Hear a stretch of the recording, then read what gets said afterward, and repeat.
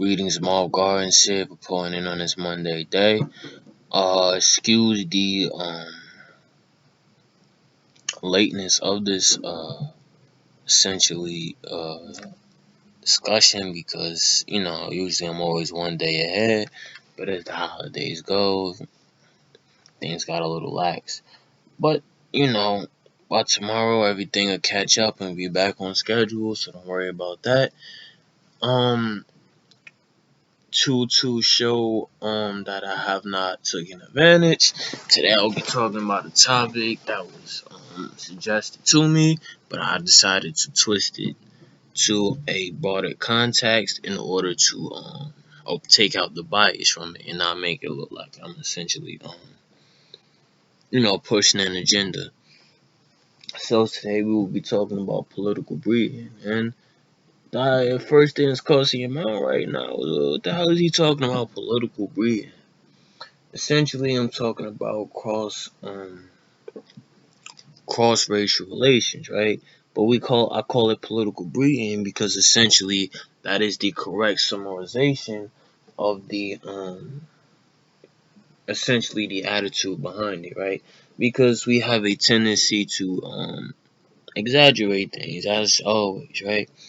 And part of this exaggeration can be seen in when celebrities do stuff, right? So I feel like every human being in America knows about the Kim Kardashian and whole Ray J thing, and I feel like that was just a what you would call a encouragement, right? To essentially relax or try to relax in the essentially stringent lines that make us decide whether we want to partner within our race or outside of our race, right? And it's going to be political by definition because, as you know, you're by definition dealing with a group that you're not familiar with, right? People have a tendency of kidding themselves, right? I've talked about that too, by basically pretending that it's like when a white person says, "Oh, I listen to rap, I understand black culture." The same thing applies. Being Even if you associate with white people every day, it doesn't make you white. It just means you associate with white people every day. And to put that in perspective, this is you would have to see yourself act a fool in order to understand the difference, right? And most people don't want to see themselves acting a fool because you never want to hear from somebody else that you're wrong, right? So that can encourage people to go blind, right? In a sense that they feel like well, if I'm convincing myself, then I must be doing it right, right? And if that's how you feel, all right. But if somebody's telling you, listen, man, you look kind of silly. You gotta. I'm not telling you to stop, but you should. I think you should know. The opinion is that you look kind of silly, so don't say nobody ever told you. And that's just a um a um a pleasant hypothetical, right? Because it's never always in a real life exercise. It's never that easy, right? You always end up feeling like the shy guy at the end of the day. Once you get to the you know uh uh epiphany that you are you may have messed up. And to keep things focused, I'm just gonna go right into it. I essentially phrase it political breeding because essentially that's the agenda behind it. Nobody is going to be able to convince you of anything else that it's not revolved around some form of you know encouraged integration, right?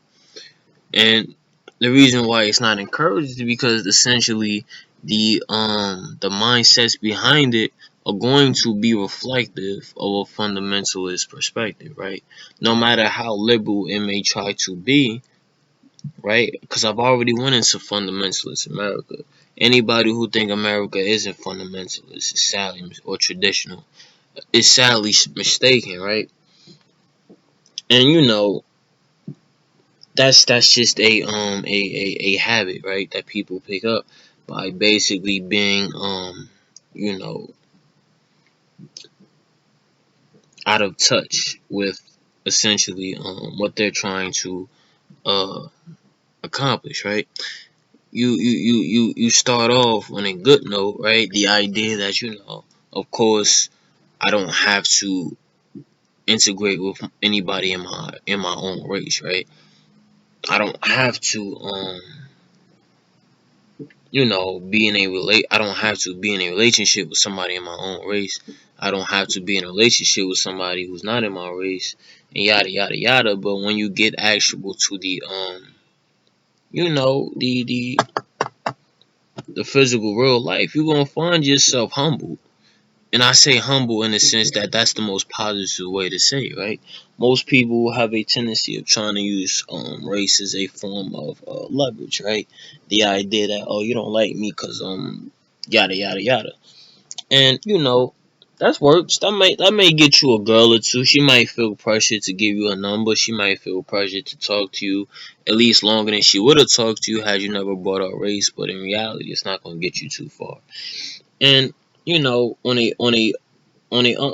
a gender note, right?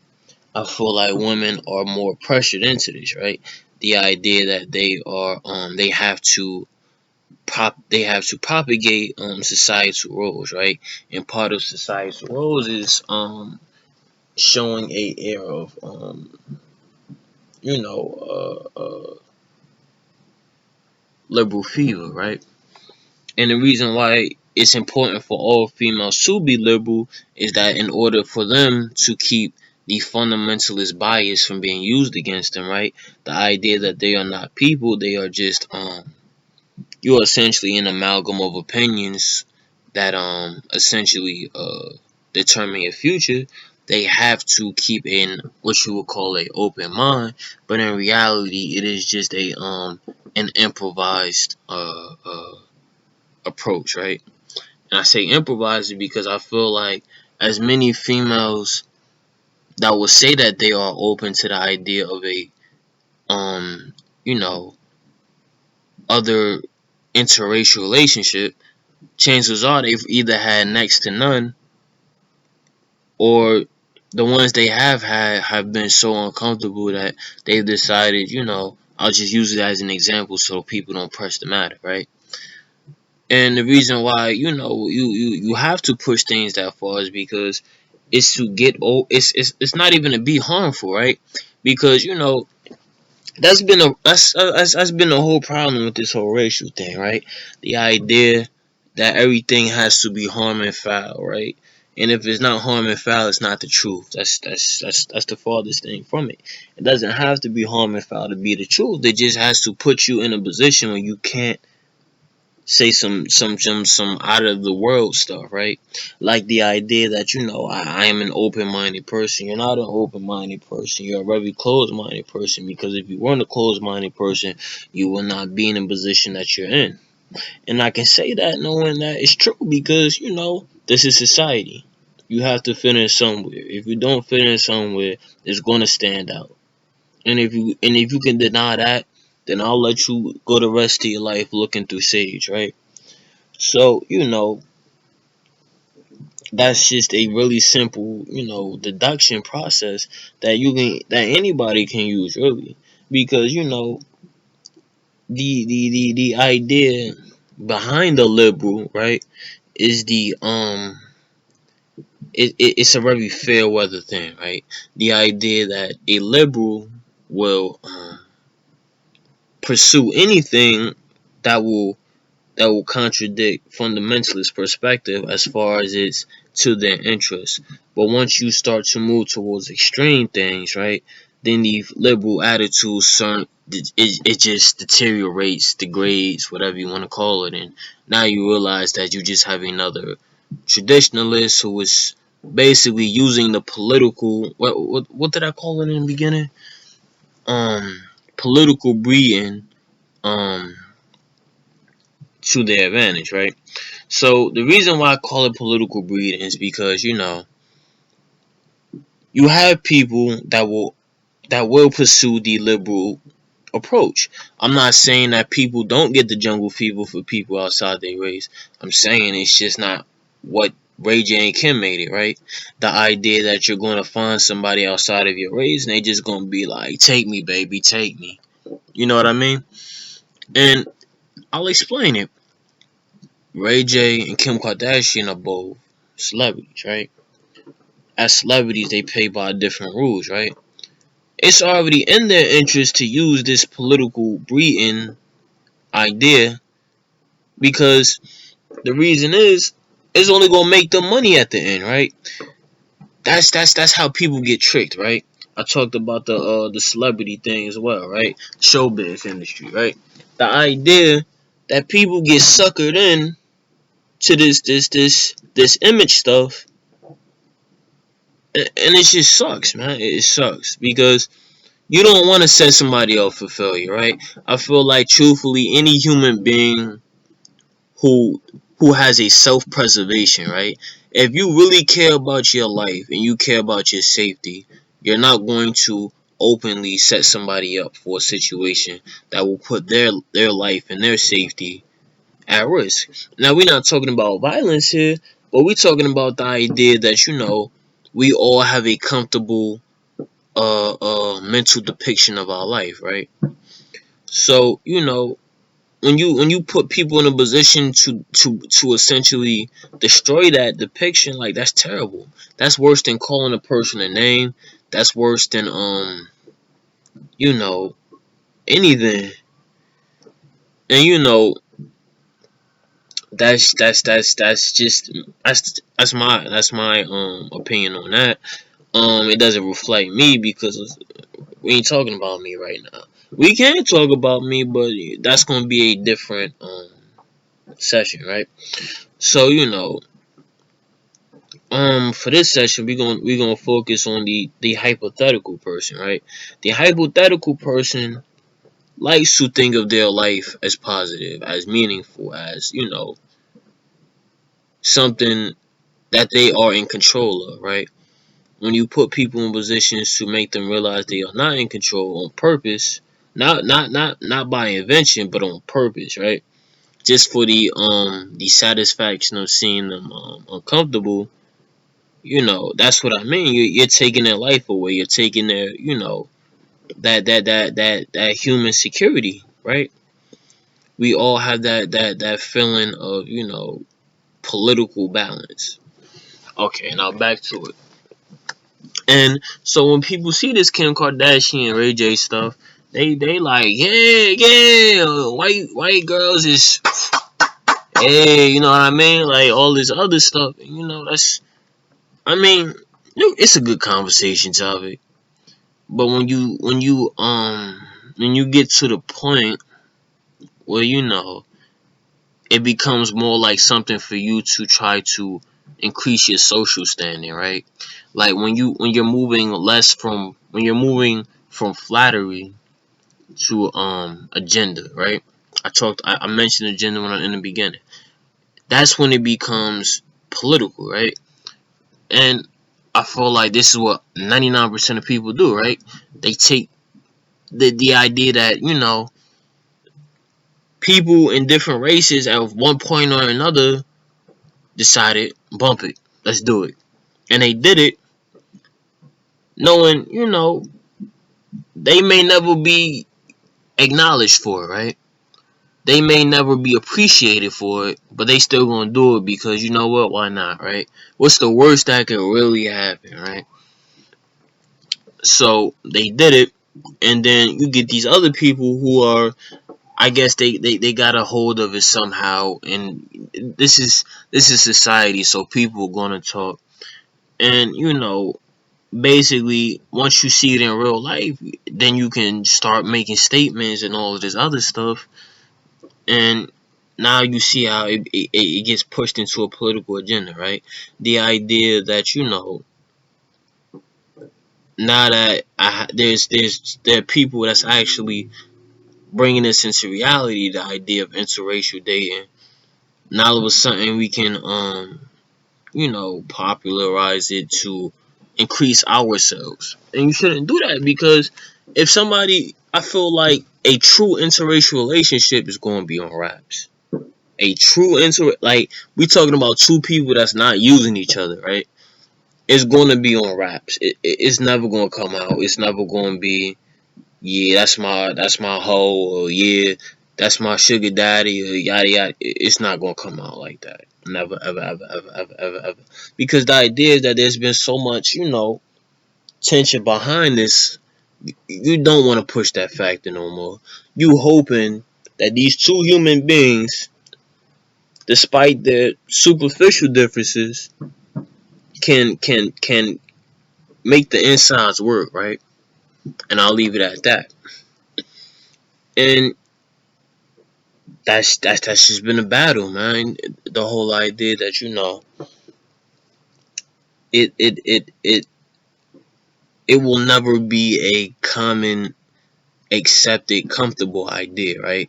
To look at a person of another race and be like, I can make them do whatever I want, right?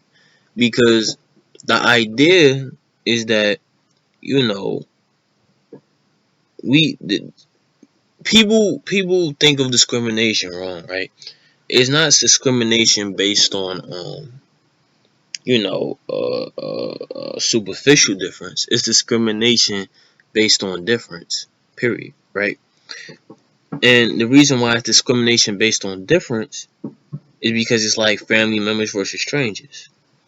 You reproduce this imagery in your head, not psychologically. You reproduce this imagery in your head as a habit, right? And this habit leads you to essentially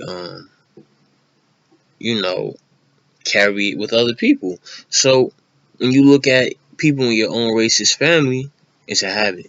When you look at people who's not in your race is not family, it's a habit. And then how you deal with this habit is depending on your experience with the other races. So, for America, this may not be a problem, right?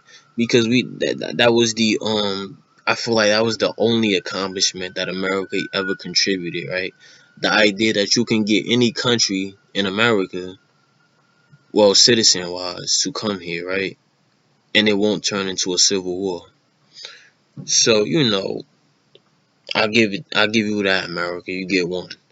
Um but what that does mean, though, however, is that, what people feel like there's always something for free. There's nothing for free. You know what happens with political breeding is toleration, right? And the reason why I call it toleration is because the idea is that the discriminations aren't gone; they're just relaxed, right? That it's like when you teenagers, right? You got two teenagers, right? And the teenage boy want to come over to the little teenage girl house, right? And you talking about parents. The girl got parents, you got parents, and it's gonna always be that attitude that I'm a parent. You got this little boy over here. He got hormones. He think he gonna come over here and walk around in his drawers in my house. Nah, that ain't going down like that.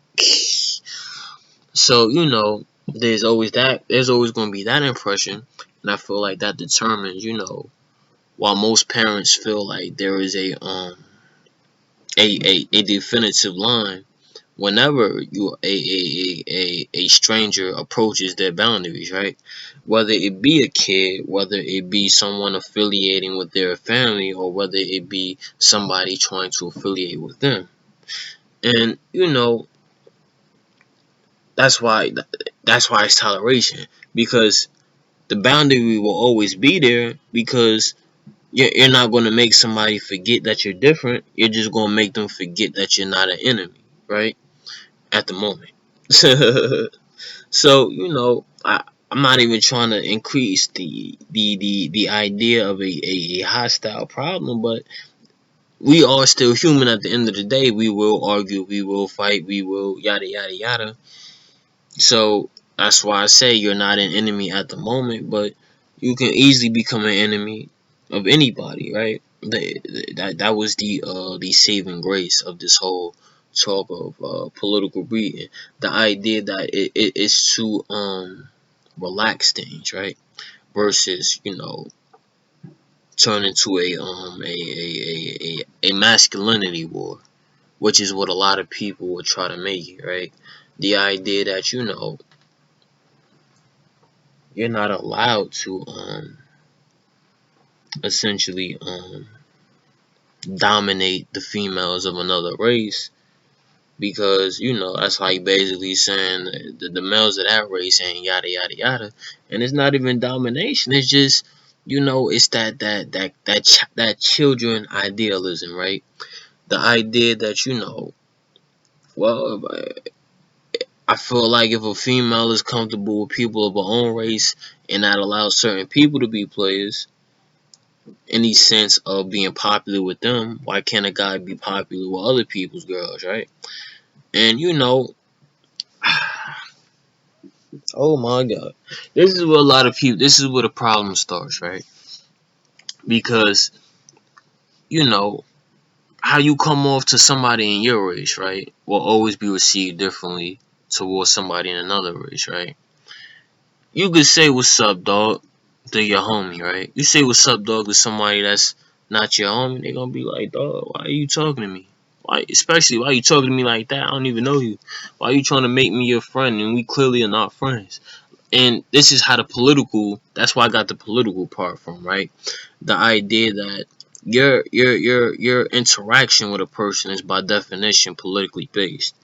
The breeding part comes when you're talking about a serious relationship. The idea that well, it's the only idea, right? The idea that if you are trying to integrate with somebody outside the race, it probably better be serious or you're wasting your time, right? Because you know, celebrities will make you think a lot of things, man. And part of those things that they'll make you think is that you'll get something for free. You ain't getting nada for free. And if you can't get that across your head, then you haven't. I don't know who you affiliate with. I don't know who you think you affiliate with. But you don't get Naja for free. Naja. And that's a lot of people forget this, right? Because hearing no from somebody in your own race is not gonna bother you, guaranteed. Hearing no from somebody in another race, it's automatically gonna bring that tension in you. You're gonna be like, I hate that person. I hate that person.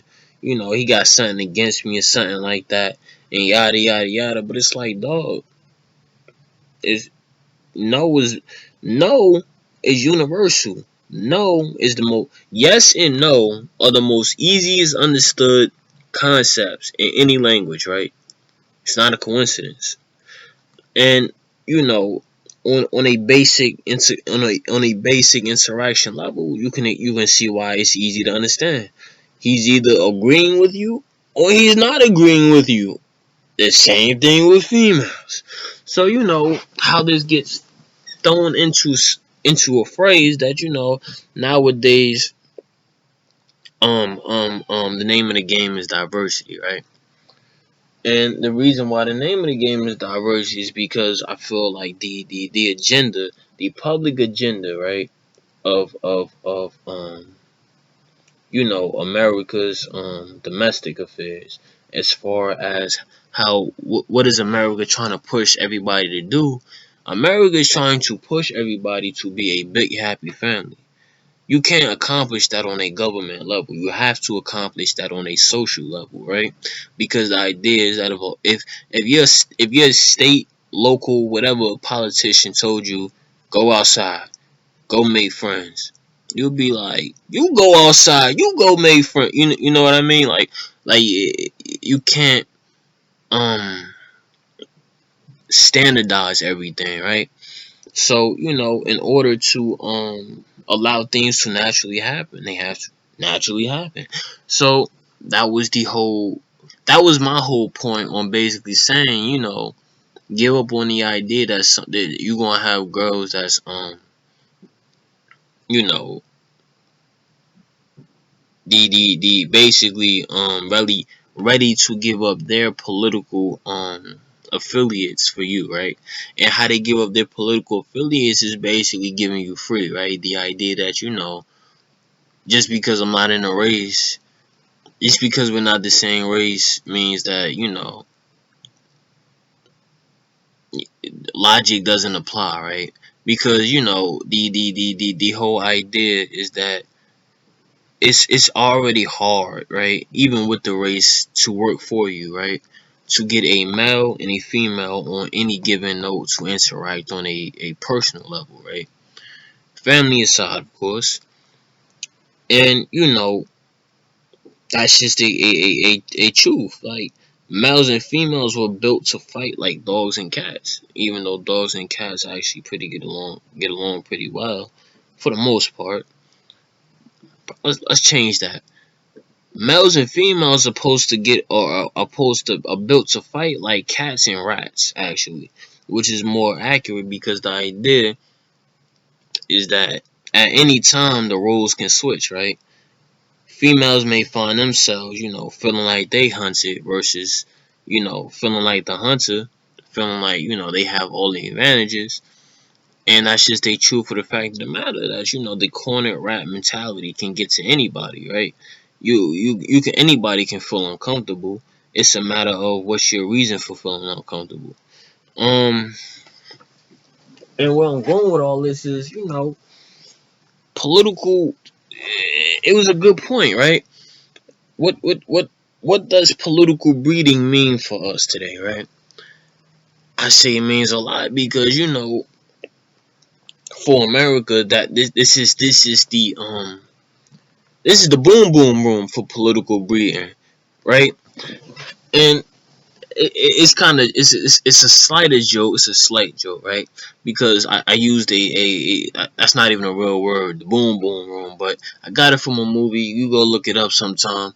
But the reason why this is the boom boom room for political breeding is because you won't find the opportunity in any other country to get the type of opportunity to essentially breed with anything you want, right? And opportunity means a lot, but it's better than an impossibility, right? Opportunity will at least exist in real life. Impossibility means you're talking about unicorns and dragons. And how that go with the unicorns and dragons stuff. You can wish as much as you want to. I'll never see anything breathe fire, and if it do breathe fire, it's probably not a dragon. It just look like one. You know, and the reason why America is the political boom boom room, right, is because you'll never find as much diversity as you will in America, right? The idea that there's a little bit of everything. You it's like a mall for it's like a mall for races, right? And the reason why it's a mall for races is because it's the idea that there's public access, right? A concept that a lot of people don't understand. So I'll explain that to you. Public access means that sure you could come through, but at any time somebody could tell you to get the step in, right? And I feel like this is a concept. This is the other part of the concept that a lot of countries messed up, right? The idea that um um um a lot of countries like to turn into border patrol, right? America included. Um, but the idea behind that is, people may come to countries for sanctuary. People may come to countries for just to start trouble. People may come to countries, to basically do all types of things, right? And on a this on a political level, that's how the concern got raised, right? The idea that some people just come outside to give off bad impressions. And on a if you're in your home country and you born and raised, nobody cares. But when you're talking about people that's representing another country coming to a country, just causing a ruckus, then that's how the problems start, right? Because the idea is that the worst thing that country can do is kick you out. All you gotta do is tell them, "I'm not from here. You can't do anything about it." And for the most part, it works. I wouldn't recommend try anything crazy. Like there's been a lot of attempts on like anti-Trump attempts and all this other stuff. Would not recommend trying to do that, and just to push the terrorist agenda, right? The idea that a lot of people may look at America as a terrorist obsessed country.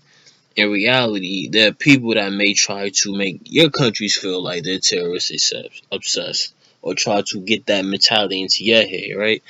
Because that's just going to happen, right? You're going to have those people who just want to see the world. Some people, this is a quote. Some people just want to see the world burn, right? So going back to reality, you know, this whole border patrol thing makes America very lucrative because America is not going to. The problem with America is that we're not going to ask you how long you're trying to stay. We're trying to ask. Well, they're trying to ask. America's trying to ask, yo. You got to go through a rite of passage to stay here, right? And that's not a bad deal. To be honest with you, that's better than somebody throwing you a stack of papers and be like, "Why are you here? Where are you going? How did you get here? How you gonna get out?" And just all of this deeply personal stuff. Like you making me feel like, did I just walk into somebody else's house? You kind of did, but if you're talking about somebody who's expected to who spent currency to get to your country, and it's expected that they will spend more currency in your country. Why are you grilling them like you get them allowance or something, like you their father? Like you see my problem, and that's how other countries fall to the social influence of America. The idea that America is not going to ask you all that, they just going to ask you, dog, are you a citizen or not? No. If you're not, we can make something work, depending on the circumstances, right? Because people tend to take advantage, right? The idea that if you live in America long enough, you might as well be American, right? And that's still a crazy good deal because a lot of countries will never accept you, right? Even if you somehow manage to keep the people from essentially booting you out, right? You'll never ever, it will always be looked on you as an outsider, right? So this mentality can increase that racial hazard, right? That discrimination factor in all of us that makes us feel like yo, these people are terrible people. They eat children. They all of this other stuff. And I feel like that has been the historical baggage of every country, right? The idea that every country has had their share of bad moments, right? Especially in terms of social relations, because it's just a habit. You look at strangers, you be like, what are you doing here, right? And it's not a personal. It is personal, but it's not isolating you as a person because you can have the same attitude towards a group of people who look like you, right? So it's not a personal thing. You're not it's not like people looking at you like you're the only person in the world. You may or may not be the only stranger in that particular part of the world. And I feel like a lot of people not prepared for that. So how this all connects is that um people get tired of living in history book logic, right? The idea that the world is a series of boundary lines, right? And they come to America and they see the difference. They see that it's not that people ain't really worried about you as far as your existence. More so, people worried about you as far as your existence to them. So that can make a lot of people feel like, hey man, this the best place ever. America's great. And for the most part, you have a right to feel that way, but also understand that America has a lot of drawbacks too. You're always going to be expected to bend to the social eye, right? The political eye, right? The idea that dog, I ain't gonna lie to you, man. It's not that people don't like you, it's just that we suggest you find people that like you. And that can be very hard for a person or for people or a person who is trying to expand beyond a familiar role, right? The idea that make your friend. You can't put a price on friendship, but it sure damn helps, right? And that's just a hard lesson to learn in America, right? The idea that friendship is not for free. So political breeding fixes this problem by basically saying, it's not for free, but some luckily for you, there's some woman that'll marry you if provided that you have enough asset value to them that they can sit down with you for a little bit, chill with you, and that's how that's why the whole political reading thing is crazy because the idea is that you're buying friendship, but you're not really buying friendship because you still got to be a decent person at the end of the day, right? Or this mug is going to end up telling you to skedoodle, right? So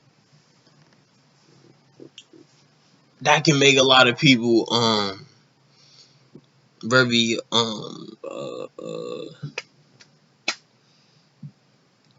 what do you call it, man? Antisocial, right? And the reason why it makes people antisocial is because the idea is that depending on how far you are in distance, because people think that the distance in countries what determines how much you can relate.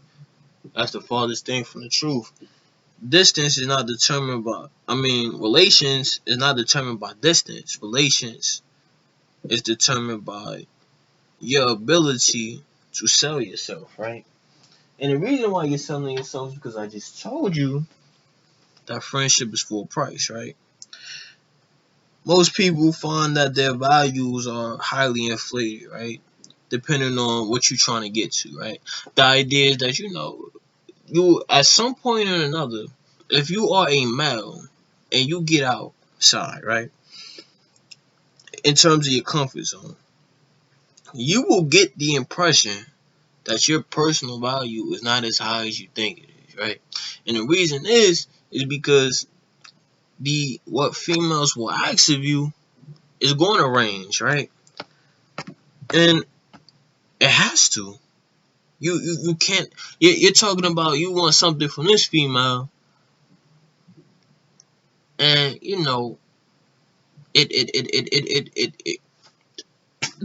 what you gonna give, son? Now you probably ask why you got the spotlight on the dudes. You usually got the spotlight on the females because for females it's like common sense, right? It's as simple as 1, 2, 3. In other words, either you are a asset to her societal value or you're not an asset to a societal value. It's that simple. And for a lot of people, being an asset to somebody's societal value may be a lot more expensive than you want it to be, right? Because a part of being an asset to society is being a part of society, being a valued member of society. And this is how you get all this TV stuff. They be like, "Do you got a good job? Do you have a college degree? Do you have friends? Do you do stuff? Do you plan on having children? Do you care about my wife? Well, my daughter, excuse me. Do you? Some people might even ask you that, some crazy stuff. Do you find my wife attractive? But you find my daughter attractive. You know what I mean? Like just stuff to throw you for a loop, right? And the idea is that is this is the name of the game, dog. And this can discourage so many people. So many people. And the reason why it discourages so many people is because, like I said, your habit is going to be your value of yourself is higher than you think it is, right? And, I feel like males learn this a lot better than females because females, for the most part, find themselves um, buying, right? If you're buying assets rather than selling assets, right? You feel, in other words, are you approaching people or being approached a lot, right? Um, this can be a harder lesson to learn for females because they get so, especially if you start off, you getting approached like e-commerce, boom, boom, boom, boom, boom, boom, just people coming to you, yada yada yada, trying to get anything they can from you, and that's where a lot of people get tricked too, Just because you have a lot of potential buyers doesn't even mean they have the currency to back up what the hell they talking about. And I can only say this because I even fell victim to this logic, right? The idea that you see girls and then you be like, damn, she probably got like 50 dudes right now that's trying to get them something. And in reality, it may be true that she has a lot of people that would take for free, but like I said, for free, right? You you you you have to pass this stuff through filters, right? Okay. If she might, it's like an auction. If she start the price at this, how many people just left? And then she raised the price again. How many people just left? And then she raised the price again. How many people just left? And you see what I mean? It quickly becomes a very uh, uh, uh, a slim game, right? The reason why it's a slim game is because a female, by definition, any position to sell, right? Any position to sell assets is going to naturally have the right to inflate. It's like, God forbid this never happens. I don't believe in God, but I swear to God, if anybody tries, we're going to have a problem. If water becomes a commodity, right? An expensive commodity, right? You see the demand, it's water. We talking about the stuff that you depend on every day to keep your societal standing, in check, right? If that ever becomes a commodity, in the sense that corporate Wall Street decides, you know what, let's raise the price of water by like 10,000%. You see my problem? It's that's not gonna work out. And the reason why it's not gonna work out is because that essentially makes life unbearable, right? The idea that if you leverage people enough, you'll start problems, right? However, on a people to people relations, it shouldn't be that way, right? If a female raise the price so high, it should just be as easy as, you know what, bye. Bye bye. I'm done. And some guys just have a tendency, you know what, let me take this opportunity to be like, that female lying, she only did that to me because, we ain't the same race and yada. I'm like, dog, how many females how many females you buy your race, right? How many females have you, essentially, how many females have you conducted business with, right? In the sense that you solicited them for something and you got what you wanted, right? And that's what a lot of cats get. Zip. zip, zip, zip, zip, zip, zip, zip, shut, right? Now you look stupid, right? Because I just basically said that you trying to dip in foreign markets, and your local game is not even like on par, right? So this is just one of the situations that happens, right? The idea that you got a lot of bias, right? And that can within itself hold a certain image. And then once you realize that that most of these buyers ain't even really buyers, they're like DDoSers, right? The idea that they're basically just holding up spots to just cause trouble, just be purposeful distractions, right? And depending on the female, they may necessarily they just may well work, right? And depending on the female also, they may be warning signs, right? You know, but the only way to figure it out is to do it yourself. And that's just a lesson that never stops, right? Because the female gets older, older, older, sooner or later she gonna find herself a buyer versus a seller, right? And the reason why she's gonna find herself a buyer is because once you realize that your assets, your particular asset goal is not being met, you're going to be obligated to, now I have to pick up and move the business, right? And how they move the business is how you get very these open-minded females, right? These females that if you got the assets that I want, then why not, right? Why would I tell you no, right? And that's just the price on friendship, man. And there's nothing wrong with it, right? Because the idea is that I'd rather have a female extort me, right, than have a female tell me, you know, I don't like you because some stupid reason, right?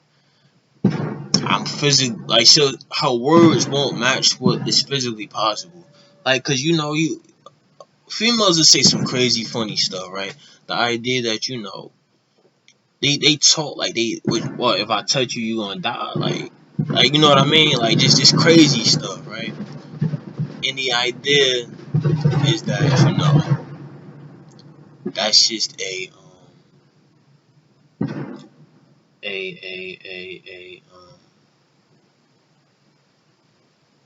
what you would call it,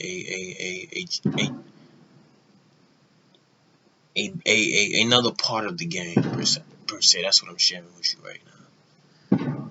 And a lot of people are going to be hindrances to the game, right? And the reason why I'm even calling it a game is because essentially you're dealing with a product, right? You're dealing with a product. You're dealing with a goal. You're dealing with a currency that can't be altered at your will. It can, but it can't, right? And that's what makes it a game. The idea that the player has a choice in the matter. It's just under certain rules. So this can make a lot of people feel like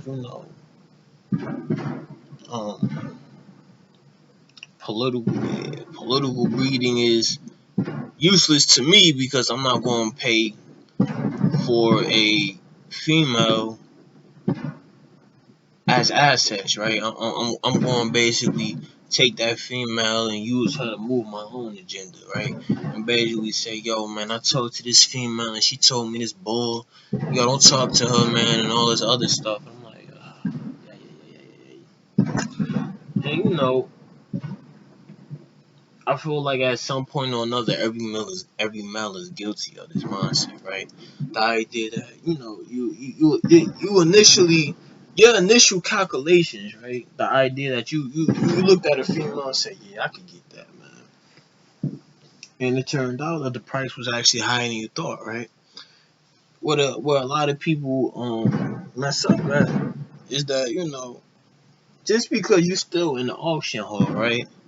doesn't mean that your bids are going up. It just means that you're still in the hall. You're being around a female who is auctioning, right, herself, doesn't mean you're gonna get it by default, right?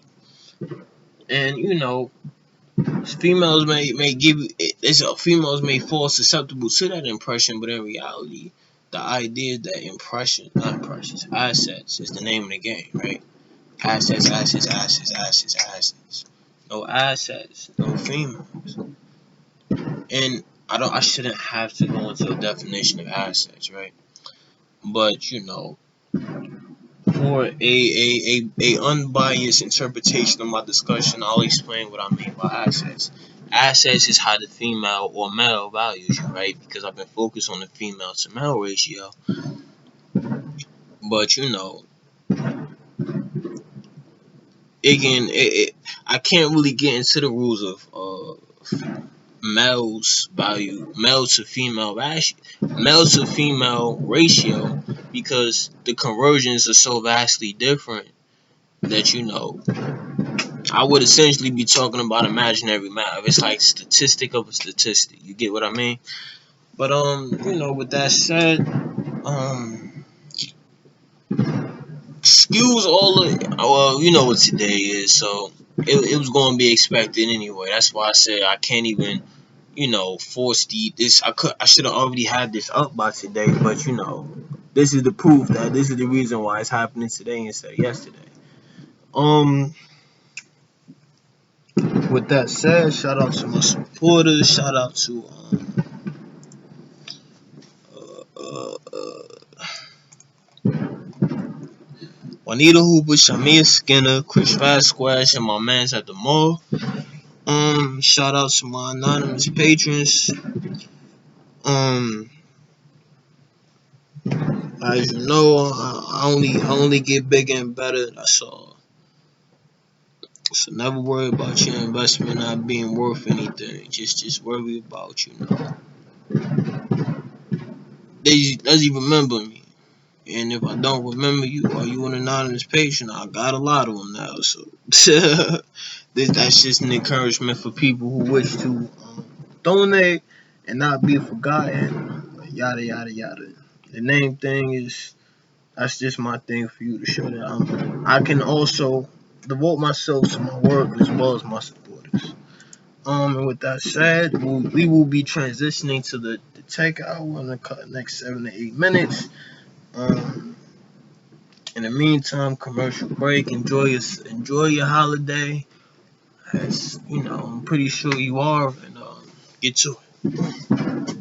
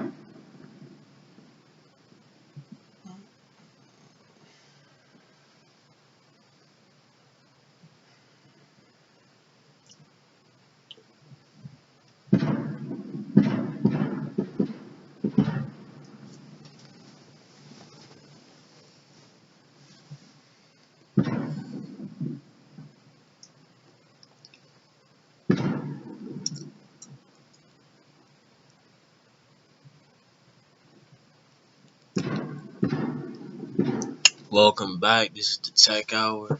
And as you know, the preferred choice of poisonous tech. And what we're going to be talking about today is more theory. The reason why I'm even getting into theories is because it is a reaction to the lack of creativity. Although, I will admit, I did run into something interesting. And this is a side note. Microsoft has decided to finally come out with a more um, essentially relatable product, right?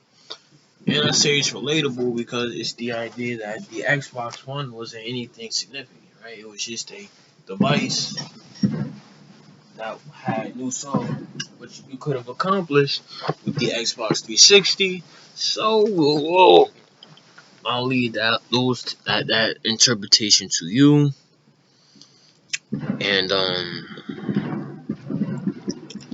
you know, what the essentially new device is the Xbox Scorpio, right?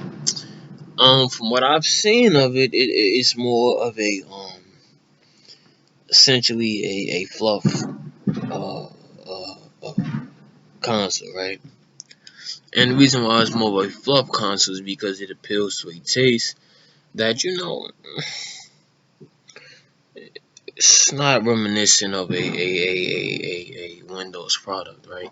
That's why I am essentially you know um, um um not too impressed by it. Frankly, I'm trying my best not to spit on it, but I'll just basically leave it at that. Microsoft decided to come out with a fluff console, and your choice to buy it is not a reflection of your intelligence because, as we know, Apple does exist. So we can't really say that luxury technology is not useful. It's just that in a tech fanatics discussion, there's nothing to talk about. Um, Moving on to what I'm saying. Uh, Dual server computers is the theory of today, and the only reason why I've even thought of the dual server is because I'm getting pissed off with the essentially the selling of the internet as a product, right? And the reason why I'm getting pissed off with the selling of the internet as a product because it is essentially an extortion of equipment that the market won't sell you, right? And that's just a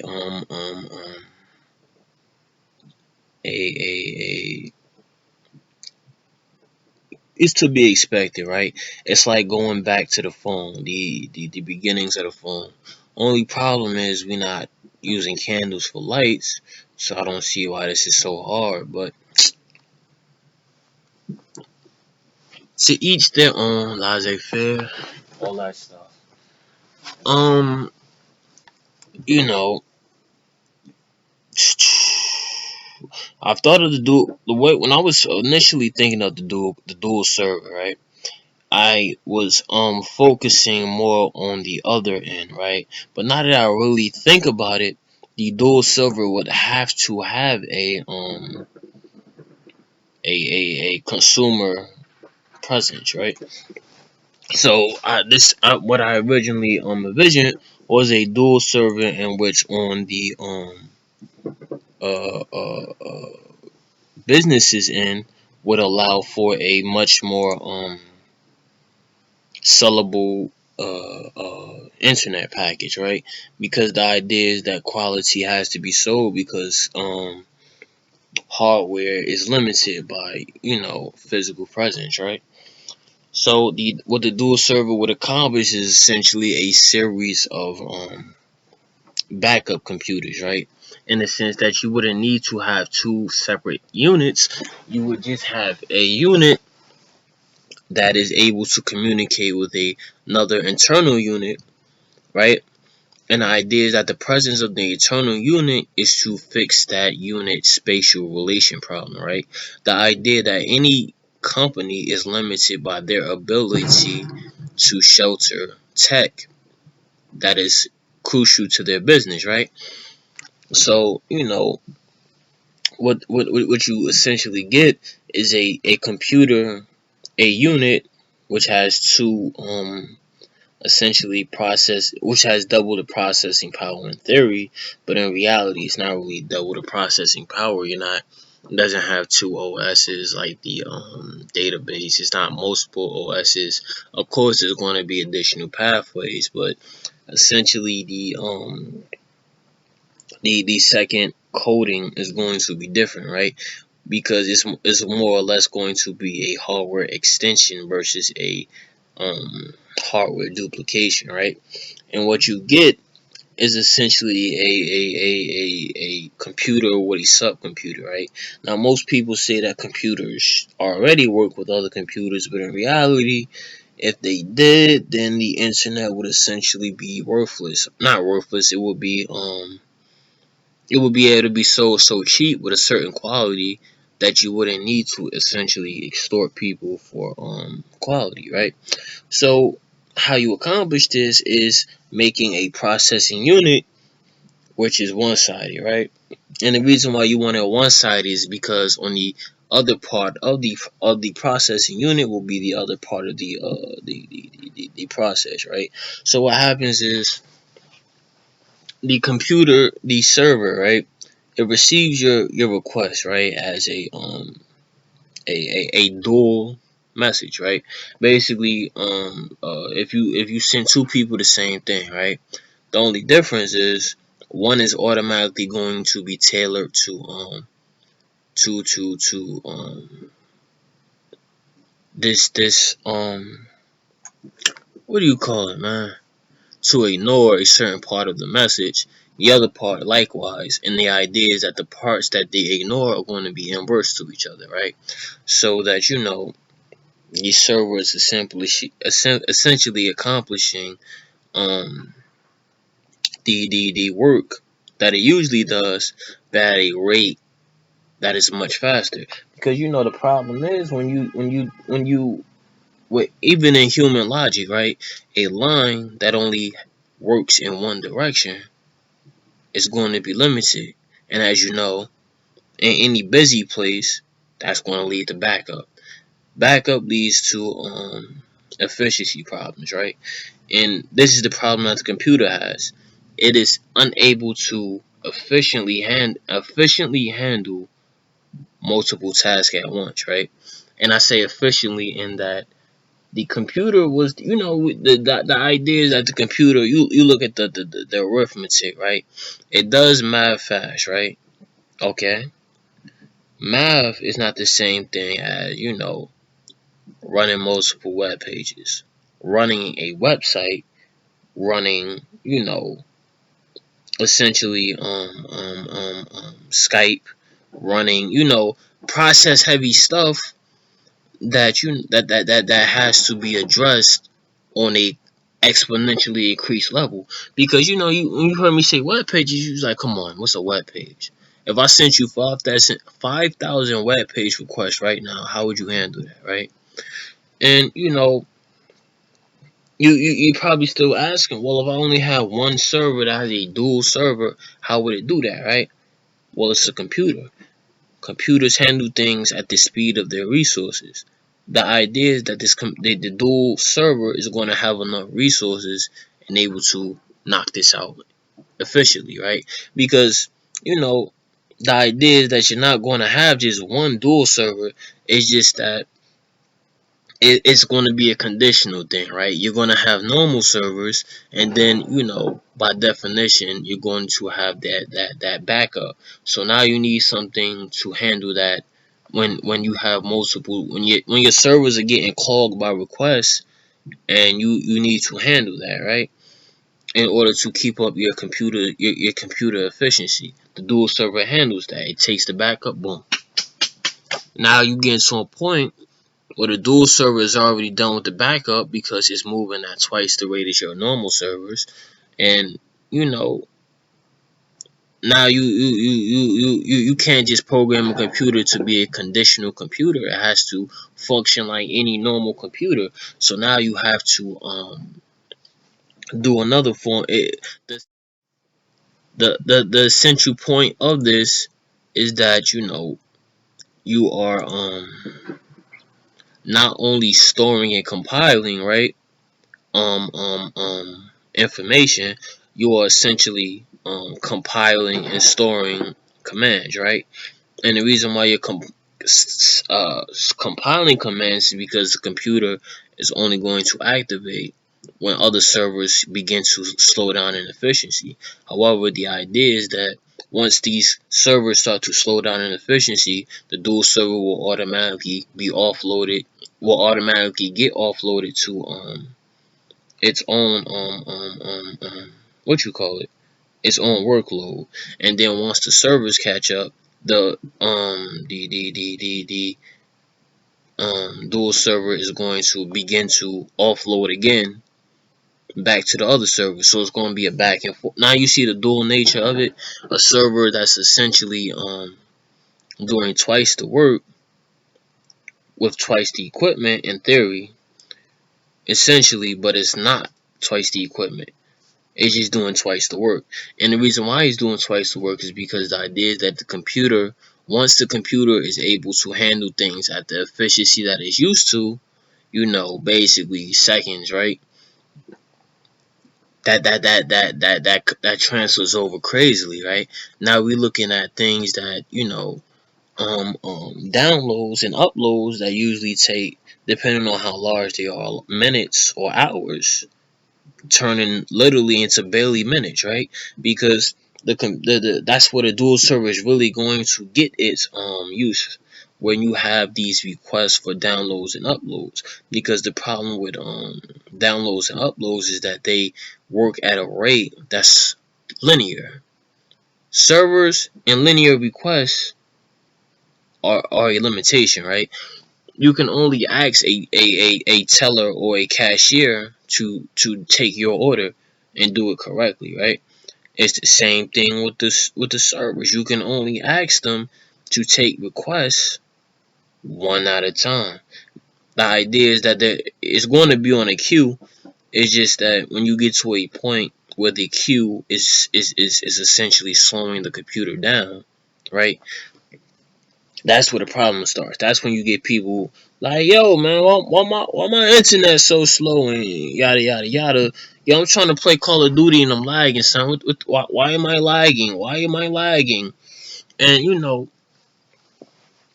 how this is really where the problem starts, right?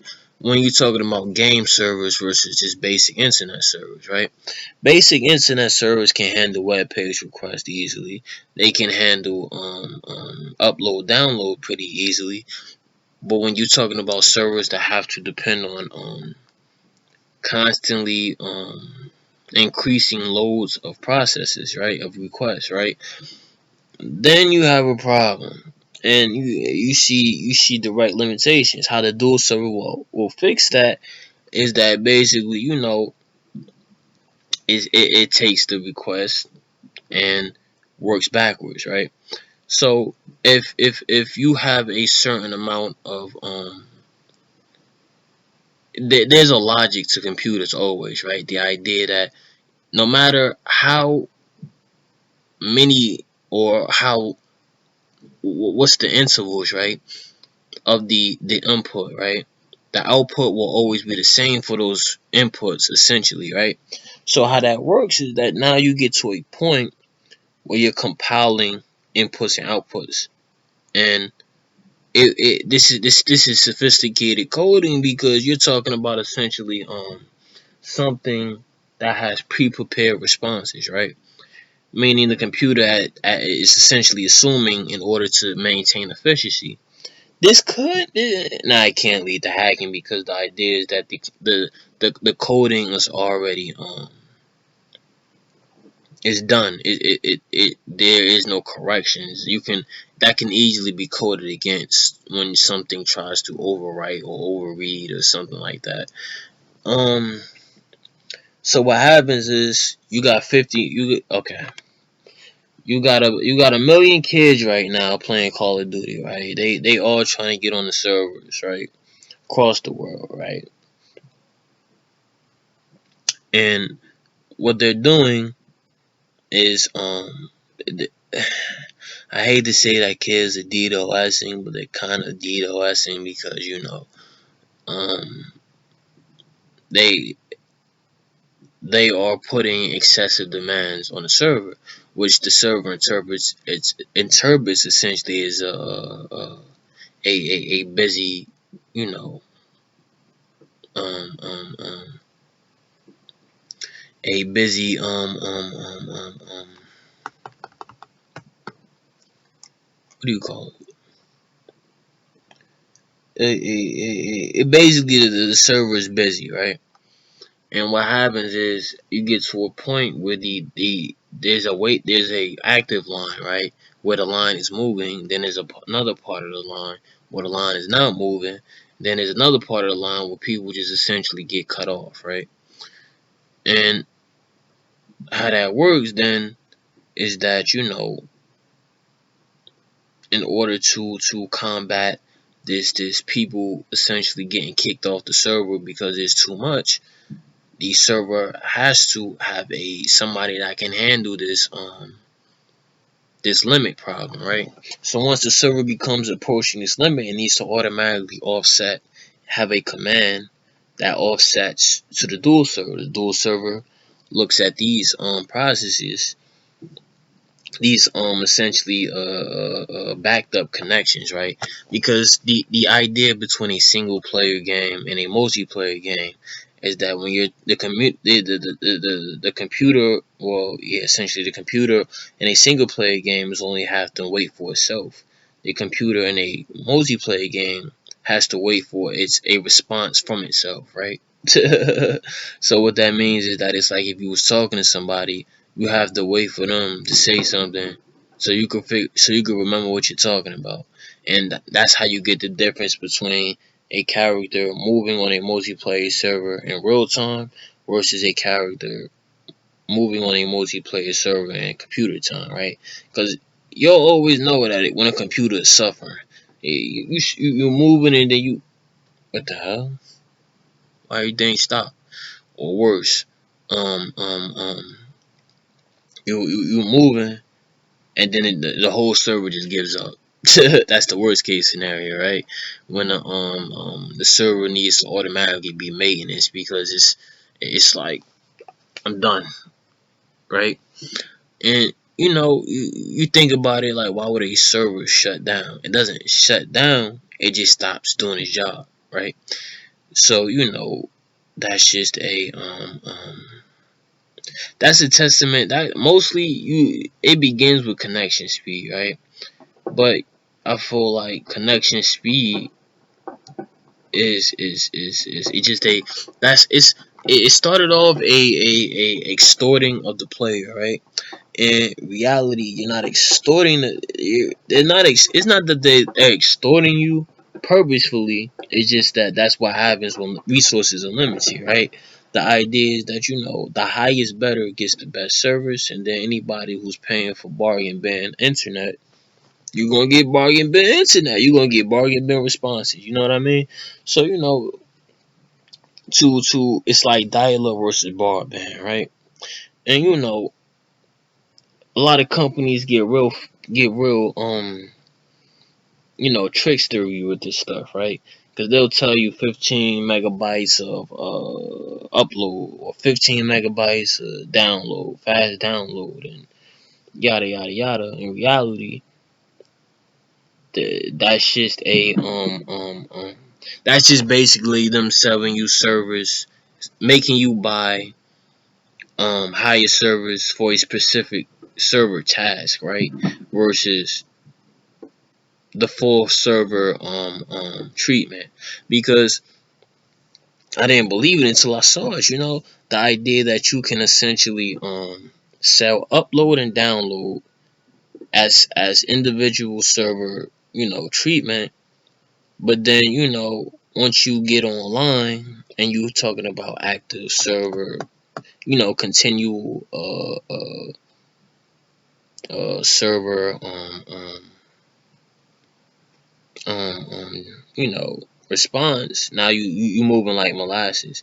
But before you even jump to a active server environment, you have to look at okay, I'm watching a video on YouTube, right? It's moving at a speed that's not dial up. Next thing you need to do is essentially make you a short video, right? Make you like a 1 or 2 minute video, and then upload it on YouTube, and then you'll see the difference.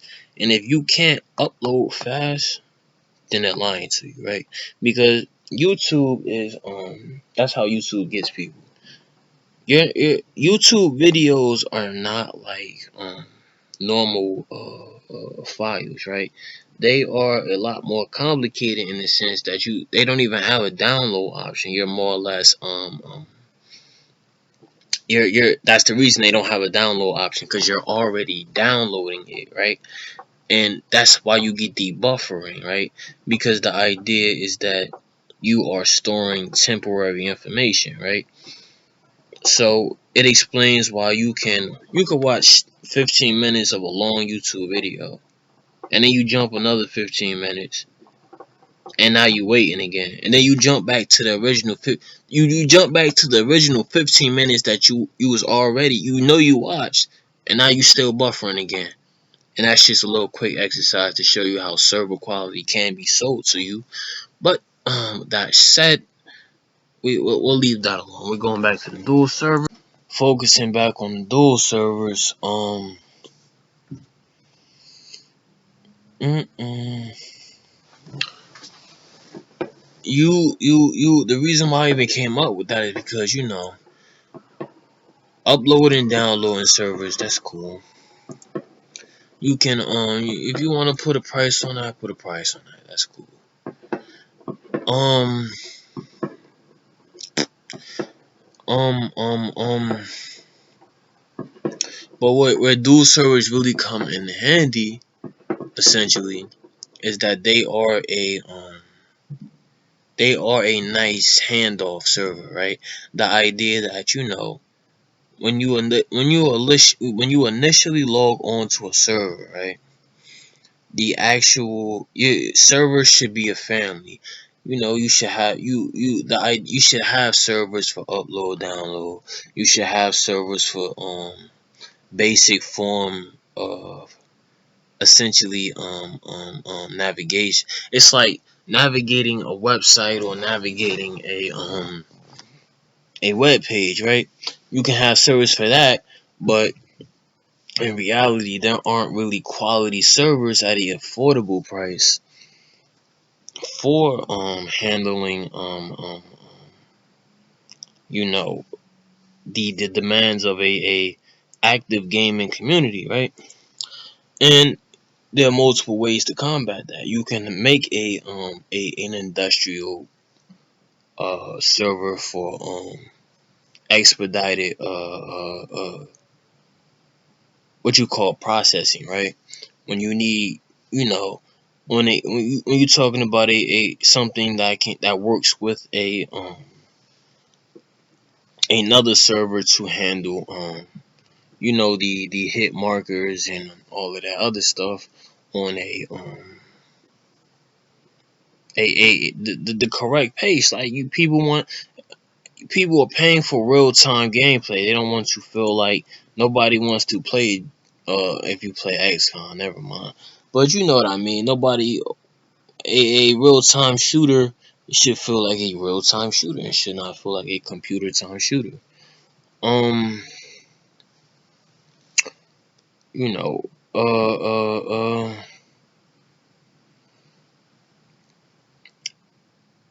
Another variation of this will be the consumer and dual server, right? The idea that you have a server that will essentially connect with the other server, right?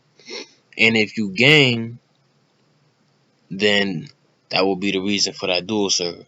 If you don't gain, then you can have a personalized dual server for handling upload, download, yada yada yada.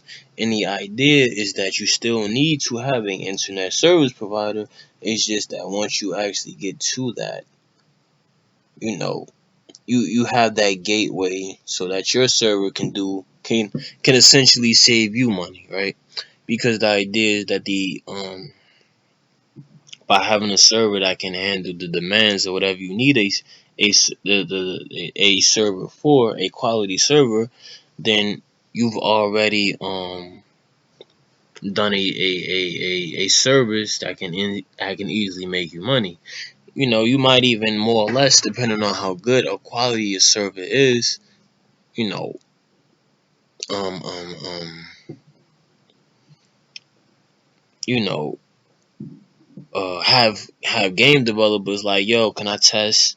Can I hook up to your server and boom, boom, boom, test this real quick, or can I give you a beta or alpha, and can you run yada yada yada on your server, and it can very well work out for you. I mean, it's a server, so you pay for what you get for. It's servers feel like to me common sense computers, because you can't lie to me.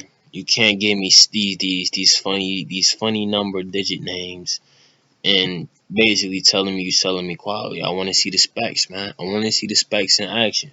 If you can't show me the specs in action, you're not selling me a product, right? And that's just a realistic essentially turn of events for the dual server computer. The idea that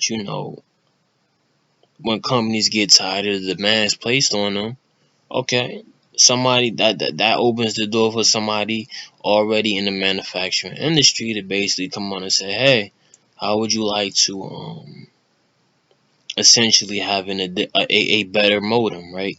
And the reason why it's a better modem is because it would essentially allow at least your connection, right, on a minimum level, right? You can make a mini server that can guarantee that your response time is safe, right? And I feel like that's where it's going to sell at, right?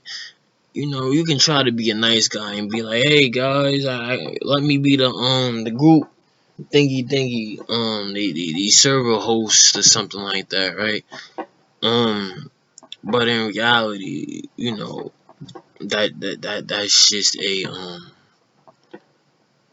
more realistic approach to focus on your connection, so that if somebody does decide to pull a connection, right, you don't find yourself losing, right? You're going to be connected to the server. You get your own individual message. This person did this, and that. That's it. You just you wait for any. You can essentially be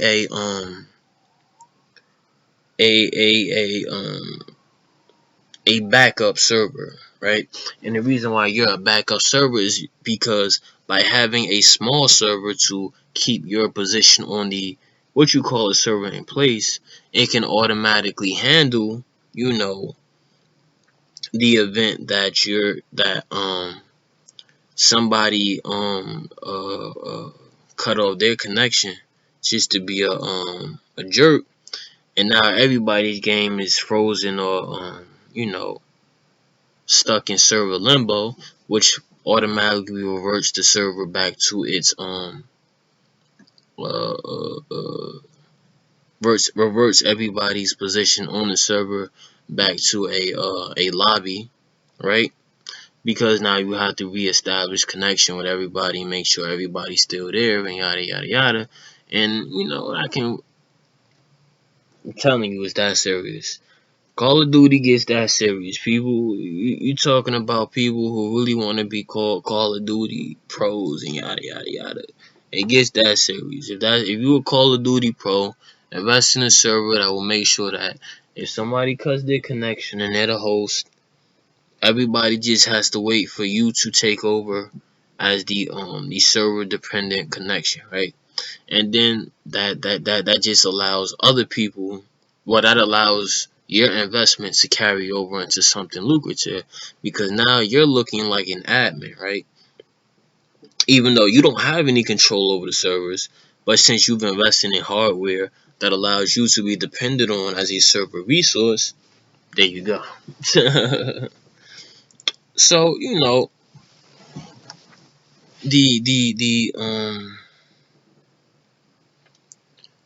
the you know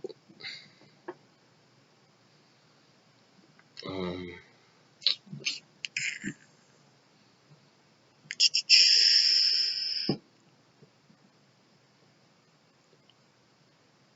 what do you call it? The server problem can be fixed. I just showed you it can be. Well, I didn't show you, but I just detailed to you that it can be fixed. The question is, will it be fixed, right? And the reason why it's even a necessity is because I feel like most people don't consider home internet a worthwhile investment, and I can't blame them because you don't know what they selling you. To be honest with you, they can write any type of figure on paper, and in reality, you may you more you most likely or not will have a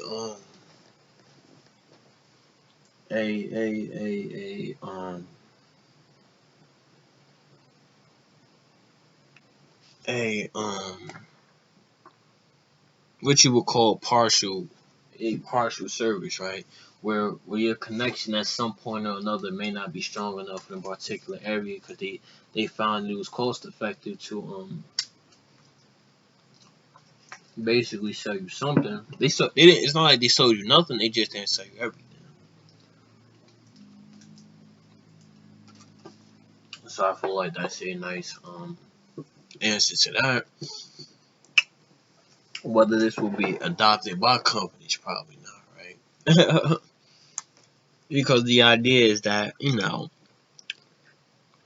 it's never in a country. It's never in a company's interest to sell to the consumers a product which may give us consumers an autonomy to service, right? The idea that you can essentially tell if you are being sold decreasing quality, right? And that's just a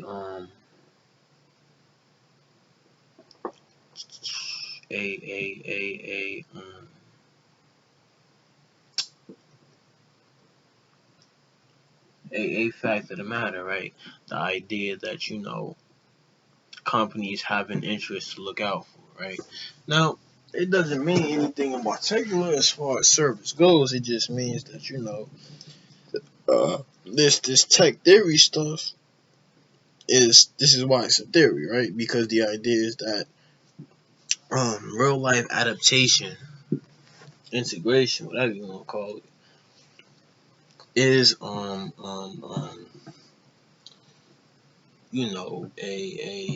that's a different battle, right? As we've seen with the VR, the idea that you can sell anything to investors. The problem is getting that return back from consumers. Um, and I feel like getting that return back from consumers is going to be the problem for this, right? That there is a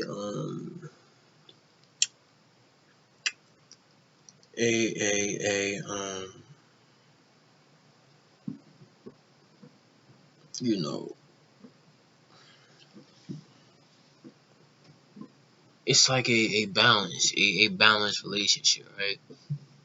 Too much consumer autonomy will lead to terrible profits for the corporation.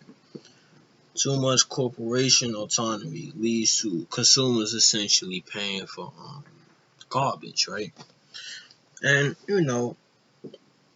that's just a factor. That's a serious problem factor of internet service, right? The idea that when service becomes less of a service and more of a high low game, right?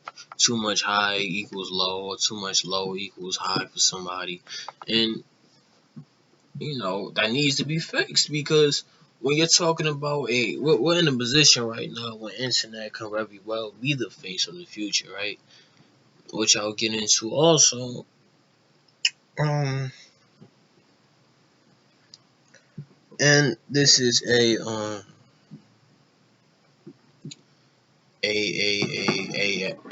apparent truth, right? And how it will be to face the future is that once corporations are able to figure out how to get this consumer autonomy to balance with their interests, then we don't need to worry about, quality being a price tag, or essentially people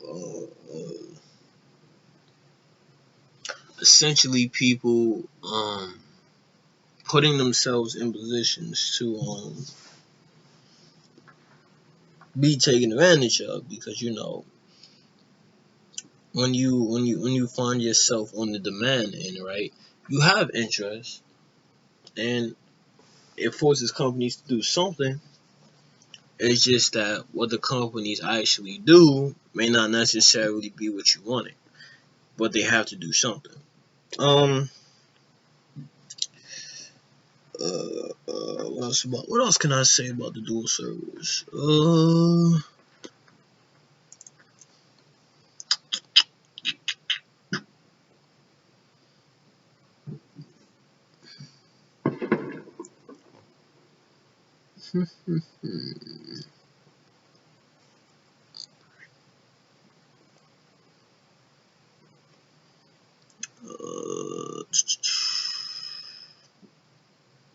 oh yeah, another uh,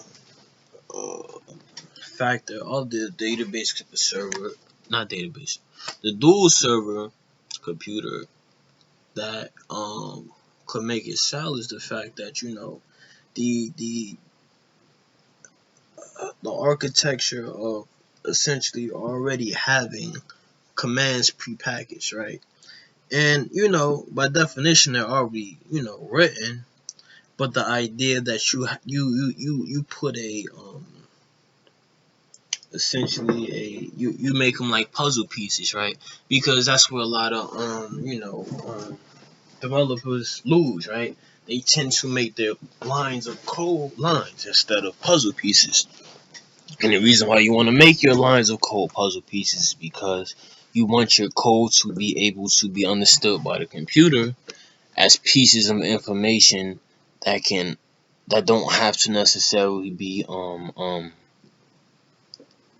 you know written how they relate, right? You should on a good architecture note, a server should be able to tell another server how to use their information, right? And if a server can tell another server how to use their information in terms of meeting the initial server's demands, then that's good architecture. And if it can't, now you can see why quality gets sold, right? And you know that's just a good thing to know, right? The importance of things being able to be paired and categorized, right? And the reason why you want them paired and categorized is because, as we know, using two arms is better than one. And I feel like that's the problem of servers. When you use two arms, you you you you get the work done fast. It's just that when you haven't been taught to do that, this is how the problem starts. Computers are not adaptable in the form of you could just open it up and just be like fixed. Sometimes, most of the time, they don't have the hardware necessary in order to be adapted, right?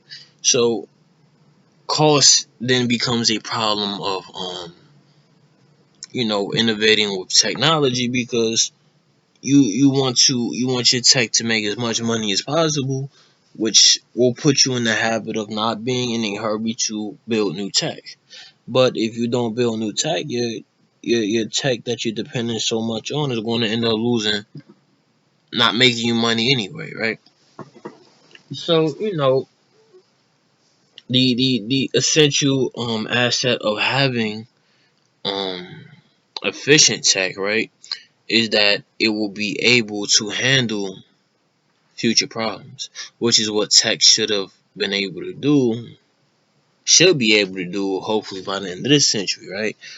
Be able to be adapted to handle future problems without needing to be remanufactured or, all this other stuff. Essentially, it should be a matter of additional programming. And that's just a dream, right?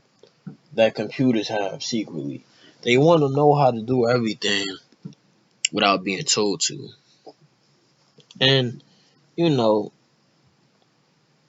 that's easier said than done because when you're talking about a device which has depended since day one on being a ABC 123 type of device, then it's hard to break that structure, right?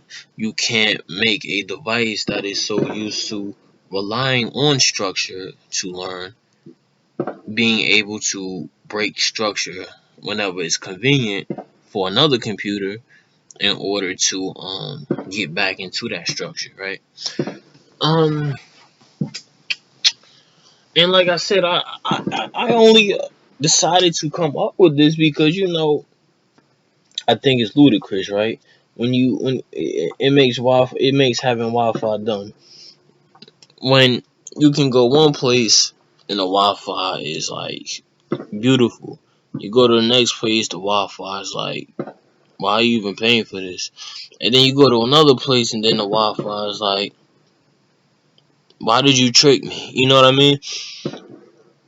And on the third note, when you talk about why did the Wi-Fi trick you, the Wi-Fi can trick you because if your web pages, when you see a video play normally, right, and then you see it, and then you use the same internet and it's struggling to load a basic web page, you're like, wow, computers are stupid. You know what I mean? It's like learning to jump before you learn to walk. It's like learning to fly before you learn to swim. It's like learning to just crazy stuff, like just these gaps and holes in logic. It makes you want to be like, what's going on here, man? Why this computer could do this but it can't do that? You know, that was the initial that was the call for the tech hour, right? To look at this stuff in a unbiased view and be like, hey man, I see you struggling over this, so how about you try this out? And it's not like I got all the answers. That was the whole point of the tech hour, to get your gears grinding and get you, in that mind stage that technology is not rigid in innovation, nor is it rigid in where it's going. Technology can go anywhere. You just need to have the essentially fundamentals for it, right? So where that takes us then is that how can you take the no how can you take the old and make the new, right? You can't just be like, oh, I'll just take the old and make it look new. You have to take the old and do new stuff with it. And I feel like that's a lesson of technology, the idea that you're making an old doll look like a new doll, but it's still up to its old tricks, man.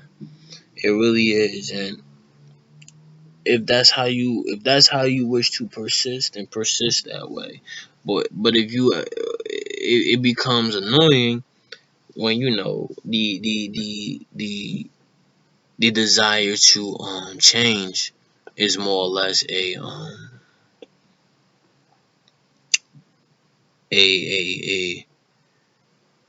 a facade, right? It becomes more or less a minimalistic thing. What can I do to make it look like will put what like technology is moving at the speed of light, when in reality it's only moving at um snail's pace. And it, I don't know.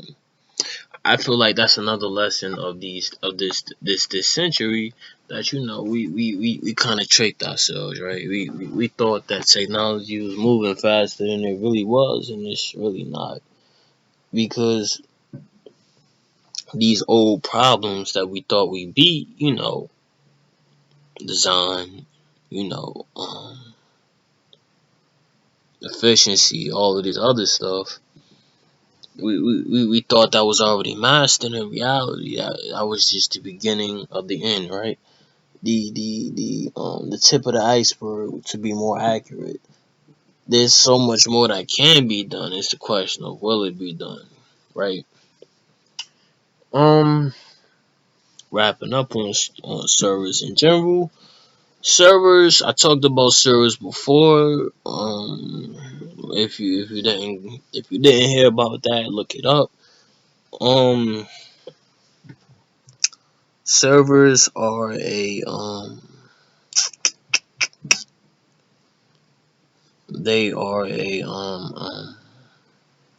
a necessary means to an end, right? No pun intended. Um, and as such, if a company or companies cannot handle this, then I feel like you need to, offload some of the labor. Then you need to get people, instead of selling people, piss poor equipment. You need to sell people equipment that would allow them to properly integrate, right? Because if you don't, then don't get mad if your consumers just be like, bump you. Because you are only as good as your you are as useful as a asset as you are an asset to others, right? And I feel like that's a lesson a lot of people don't learn, especially companies, because they build their success, right, off of being an asset to people. And then once they accomplish this goal, they tend to not move at the pace that they should be moving at. And I get you on that. You have your own interests to look out for. You have to move at a pace that will ensure that you can keep up with your own work. That will ensure that you can keep up with what you say to consumers, and you have to ensure that you can keep up with your own future, right? You don't want to run into your future too fast. You don't want to run into your future too slow, because you know um the future is essentially uh uh uh mm, mm, the future is essentially mm, mm, mm. I don't know. The future is not supposed to be a bad thing when you're talking about technological you know building. The future is it's a worrisome topic, because the idea is that technology was built for the purpose of being a purpose, right? And once you fully and completely accomplish this purpose, then it kind of defeats the purpose, right? So this is why I'm stuck right now, because I don't know how to what is the proper way to end on this particular tech talk. But I'll just say this, right? If the end point is the issue, right? Then why not make it the solution, right? And how you accomplish this simply is by making it a growing interest, right? To be more involved with what you're moving to, right? And like I said, the dual server accomplishes this. Even if you don't want to sell people the equipment, right? It will only work to your interest as well to have equipment that makes people more involved in the internet, right? So instead of focusing on how much you can charge people, you should be focused on how many people want to be charged, right? And once you figured out how many people want to be charged for your internet, right? Not just for the idea of having internet connection, for your internet. Now you're dealing with an endpoint that is a solution. And with that said, I'll call that a quote. Shout out to my supporters. Shout out to Anita Hooper, Shamia Skinner, Chris Vasquez, and my mans at the mall. I'm gonna keep saying your name. You gonna have me saying. You gonna have me going long winded for you for no reason, man. But I guess there's a reason you the supporter. I gotta do. I don't. I mean, I ain't gotta do it, but I do it for you because you know I should have had your name to begin with. So I give you that one. Shout out to all my anonymous patrons. You are a leadership to future patrons. You are a leadership to essentially business as well as charity. And you're much appreciated. The world is a better place because of you people. I don't have to tell you that much. Um, but with that said, my end point is to be tech savvy, and I hope it is for you too.